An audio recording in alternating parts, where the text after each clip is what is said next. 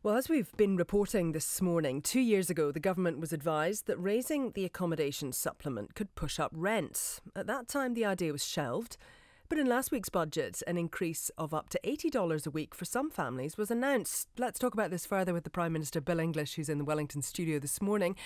Good morning. Good morning, Susie. Why the U-turn? Well, it's not a U-turn. I mean, Treasury made a statement earlier on that it could.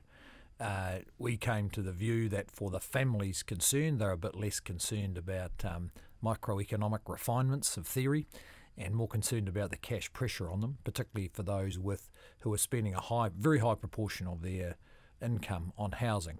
Now, I'm advised that since then some actual research has been done, because it hadn't been done before, by MSD, and it didn't find any evidence that landlords capture it. Now, in the long run, of course, more houses on the ground, greater supply of housing is going to make it much harder for any landlord to put the rent up if that's what they want to do.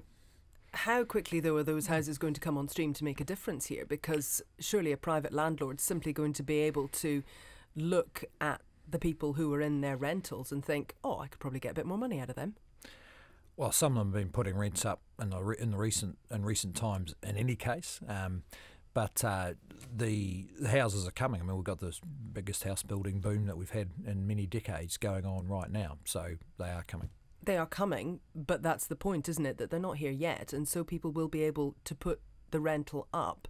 There is still a relative squeeze on the rental market. Certainly in some places that's pretty chronic. And landlords are going to be able to put this in their pocket. Well, there's no more reason why they can put rents up, now than there will be after the 1st of April next year when this comes into place. In any case, I think if we look at it from the family's point of view, if they are in very high rents, paying a high proportion of their income in rent, they will welcome the additional support. I mean, the alternative is to not increase the accommodation supplement, and I think that would be much more criticised than putting it up. But isn't this it exactly, that it's election year and you want to be able to be seen to be putting money in people's pockets? Now, I appreciate that doesn't come in until April next year, so this is dependent on re-election, but it is a way of, at this stage of the cycle, looking like there's an awful lot more money being dangled there in front of people, potentially, isn't it? Well, it's a way of dealing with a pretty reasonable issue that has created some real stress in these households. The rent accommodation supplement, as we've said, hasn't been adjusted since I think 2005 and based on 2003 rents. So now we've got the capacity to make the adjustment, then we're doing it. It's great to have those positive choices. If this isn't going to be a good thing for landlords, why is it that landlords are celebrating this? Well, you'd have to ask the landlords. I mean, our focus is the families, not the landlords. We will be asking the landlords shortly after 7:30, but nonetheless, Facebook posts, for example, being put out saying that this is a good thing, that seems a pretty obvious indicator about what's happening, isn't it? Well, there's a lot of people say it's a good thing. Even the Greens and New Zealand First, or opposition parties, are saying it's a good thing. So, look, it's meeting the needs of the families, where if there's an argument around the landlords, that's, as I've said, a result of housing supply issues, which we've been much canvassed, and as housing supply grows, there's less likelihood of any landlord being able to put the rent up at any stage. How can you be sure that tenants are going to pocket this cash? Well, we will be as sure as we are with anything else. If we pay greater working for families, are the supermarkets going to put up the price of Weet-Bix? Well, they may or they may not.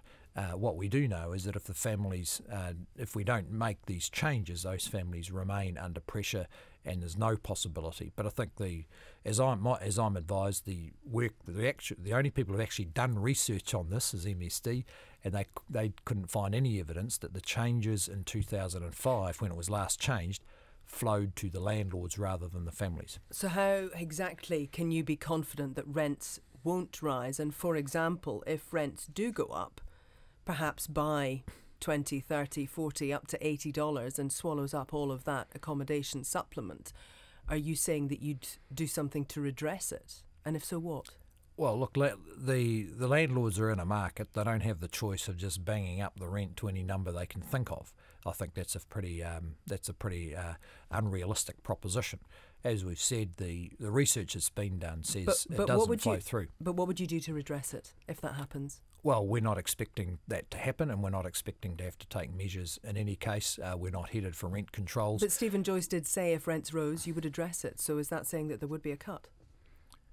Well, if rents continued rising in some dramatic fashion, then it may be families will be back in the position that they're in at the moment, where some of them pay far too high a proportion of their income on rent. That's what we're trying to redress.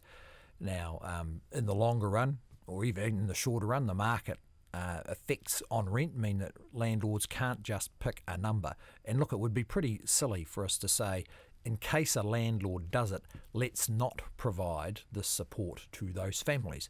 I think if you give the families the choice, they'd rather take the risk. Thank you very much for your time this morning. The Prime Minister, Bill English, in the Wellington studio. It's now 28 minutes to 8.